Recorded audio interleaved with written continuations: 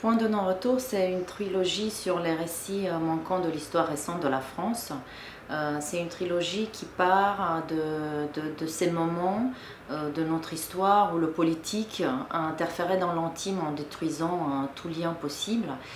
Ça parle des non-dits familiaux, mais aussi des non-dits au niveau de la grande histoire, et comment ces non-dits se transmettent d'une génération à une autre jusqu'à aujourd'hui.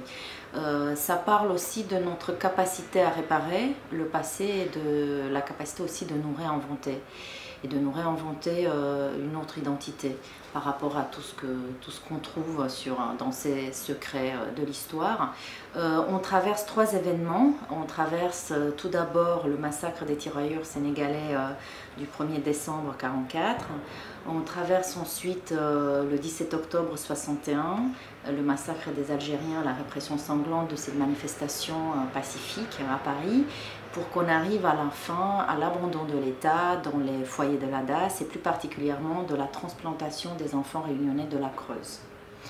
Ces 3 volets sont reliés par un personnage central, Nora, et on suit aussi son cheminement dans sa pensée, mais aussi dans sa reconstruction intérieure.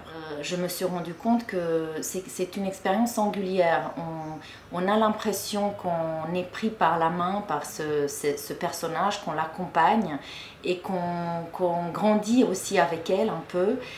L'identification, elle est beaucoup plus forte et je pense que l'émotion qui en ressort est beaucoup plus intense. Et ce qui est intéressant quand on parcourt l'intégrale en tant que spectateur, c'est que les articulations se font autrement. Ce qu'on a un peu raté peut-être dans la complexité du premier sujet revient dans le deuxième, revient dans le troisième. Et le voyage intérieur qu'on peut se créer à partir de cette traversée est beaucoup plus riche. Les spectateurs pourront au Théâtre de la Colline de voir chaque volet séparément parce qu'on va les présenter aussi séparément et ils vont avoir le temps sur un mois.